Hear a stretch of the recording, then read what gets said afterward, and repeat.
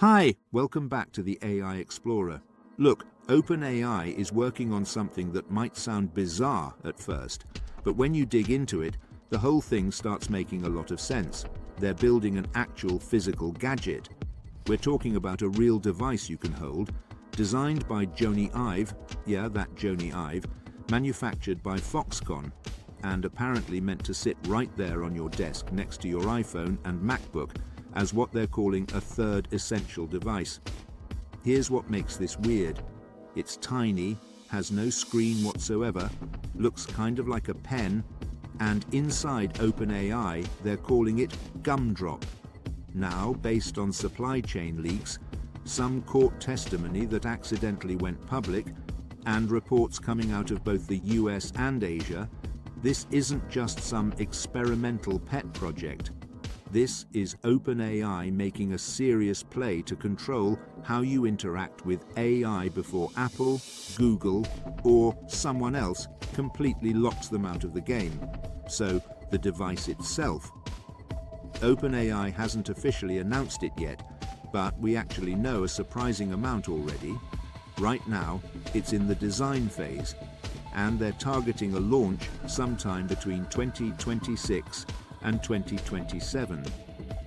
Every report describes it pretty consistently, about the size of one of those old iPod shuffles, light enough that you could wear it on a lanyard or just toss it in your pocket, and again, deliberately made without a screen. Instead of looking at a display, you're talking to it, and it's looking at things for you. There's a microphone, there's a camera, and voice is how you control everything. One feature keeps popping up in all the reports. You can write something down by hand, let this thing look at it, and it'll transcribe your notes and upload them straight into ChatGPT. That specific detail actually tells us a lot about what this device is really for. This isn't trying to replace your phone. It's not competing with your Apple Watch. It's not fighting for your screen time at all. It's designed to exist alongside the stuff you already carry, grabbing information and context in those moments where pulling out your phone just feels like overkill or would break your flow. Now, the fact that Jony Ive is involved, that got everyone's attention immediately, and rightfully so. OpenAI basically acquired Ive's entire hardware startup, a company called Love From Products, in an all-stock deal that sources say was worth around $6.5 billion. That is a staggering amount of money for a company that's never shipped a single consumer device before. Both Ive and Sam Altman have talked about early prototypes in these really glowing terms. Ive has called it a personal priority, and Altman has hinted that what they're building is way ahead of what most people expect from AI hardware right now. The manufacturing decisions also tell you this is serious. Early plans apparently involved working with Luxshare, which is a big Chinese contract manufacturer, but OpenAI changed direction. They moved production over to Foxconn, the same company that makes iPhones and Google Pixels. The manufacturing is expected to happen in Vietnam, possibly with some US production too. According to supply chain sources, the reason is simple. OpenAI doesn't want its first major hardware product made in mainland China. That decision costs money, but it's strategic. It shows that OpenAI is treating this device like critical infrastructure, not just another gadget. Foxconn doesn't take on projects lightly, and OpenAI doesn't reroute an entire manufacturing plan unless they're preparing for serious long-term volume and thinking about geopolitical stability. Of course, none of this is happening in a vacuum. AI hardware has had a brutal track record recently. Remember the Humane AI pin, launched with massive hype, collapsed in less than a year, eventually got discontinued after getting absolutely roasted by reviewers. HP ended up buying Humane's leftover assets for about $116 million, a tiny fraction of what had been poured into it. Then there's Rabbit's R1, which sold around 130,000 units at launch, but reports say daily active users dropped to around 5,000. That's a catastrophic fall-off in engagement. OpenAI knows all about those failures. The difference is that Humane and Rabbit were trying to invent entirely new categories without controlling the platform economics underneath. OpenAI's approach starts with the platform leverage they already have, not with hardware hype. Right now, OpenAI's biggest vulnerability isn't their AI, it's access. ChatGPT lives behind layers they don't control. On iPhones, Siri owns the system-level interaction. On Android, Gemini is baked in deep. Browsers, app stores, and default assistants, they all act as gatekeepers, and OpenAI depends on companies that are also their fiercest competitors. This worry stopped being theoretical when OpenAI's head of ChatGPT, Nick Turley, said it out loud in open court during Google's antitrust trial. He admitted OpenAI is seriously concerned about getting shut out by the companies that control discovery, browsers, operating systems, and default settings. People don't discover AI by reading model comparisons. They discover it through whatever's already there by default, and OpenAI controls exactly none of those defaults. A dedicated device flips that equation. A screenless, always-there object creates a direct line to users that completely bypasses app stores and home screens. Instead of opening and closing an app, you get a persistent presence. Voice becomes the main way you interact, and habits form naturally because this thing is physical. It's not buried 3 folders deep on your phone. This is also why audio has suddenly become a huge focus inside OpenAI. According to reporting from The Information and confirmations from several other outlets, OpenAI is actively upgrading its audio models specifically in preparation for this hardware launch. Internally, researchers apparently believe their current audio systems lag behind their text models in both accuracy and response speed. That gap matters enormously when your entire device depends on voice. OpenAI is reportedly reorganizing entire teams across research, engineering, and product to bring text and audio capabilities together. One leaked technical detail suggests they've built a new audio architecture that lets the AI start speaking while you're still talking, instead of waiting for complete silence. That might sound like a small thing, but it fundamentally changes how an interaction feels. It shifts AI away from that back-and-forth, turn-based conversation and towards something that feels more like actually talking to someone. The timing lines up perfectly. These upgraded audio models are expected to show up in early 2026, which matches exactly with the projected prototype phase for Gumdrop. This isn't a coincidence. The device is shaping the models, not the other way around. There's also an uncomfortable subtext running through all of this. Data. High-quality, human-generated data is getting harder to find.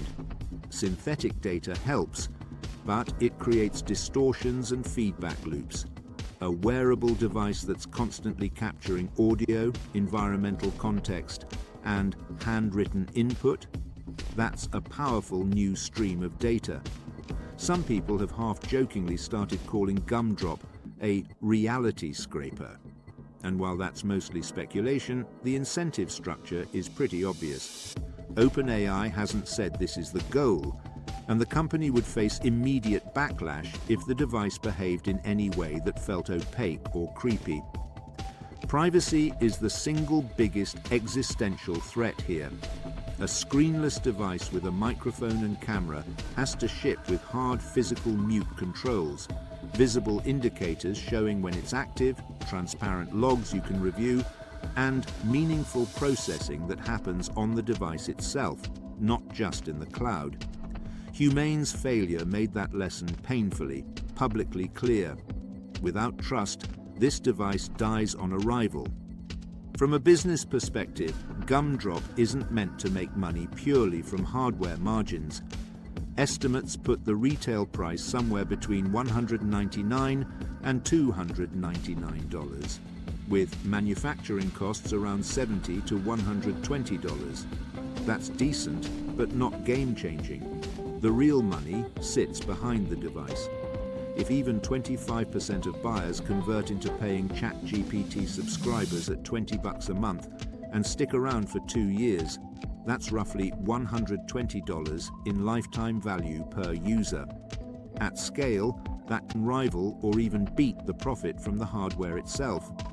This is the Kindle strategy applied to AI. Maximize distribution, then make money on the ecosystem. That long-term thinking matters because OpenAI is under serious financial pressure. According to 24/7 Wall Street, the company is trying to raise up to $100 billion in new funding, potentially putting their valuation around $850 billion. That's an extraordinary number for a company that doesn't expect to be profitable until 2030. At the same time, OpenAI needs hundreds of billions more to fund data centers, compute infrastructure, and energy consumption. Energy, specifically, is becoming a real limiting factor. AI data centers are some of the most electricity-hungry projects humans have ever built. Large parts of the US power grid are literally decades old.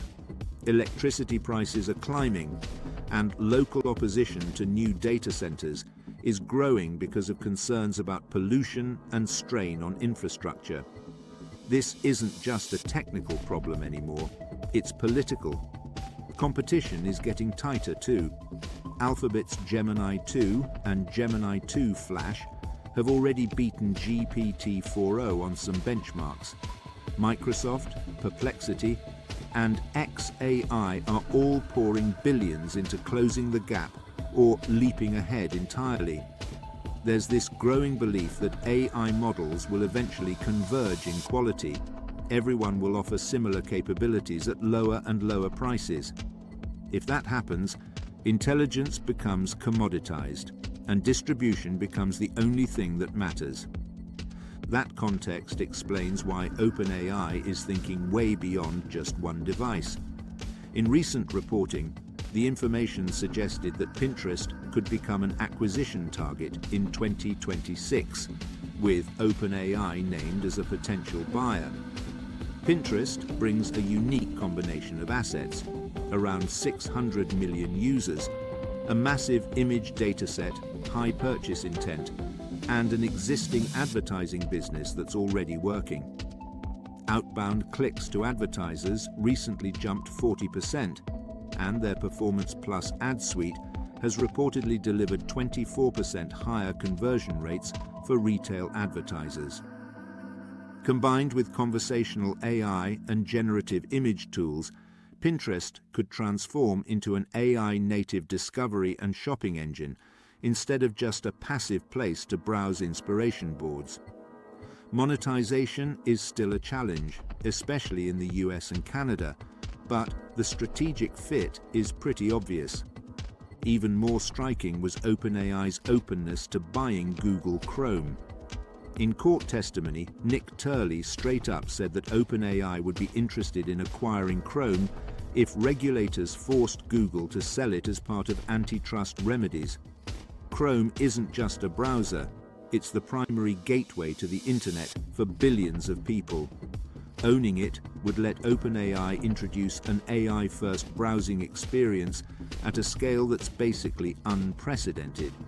Turley was totally explicit about why OpenAI struggles to integrate deeply into Android because Gemini is already embedded everywhere.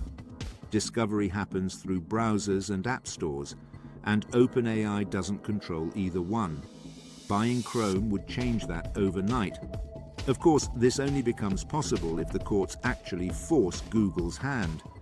Google is fighting hard, pointing out that it pays companies like Samsung to pre-install Gemini, and arguing that users choose their products because they genuinely work better.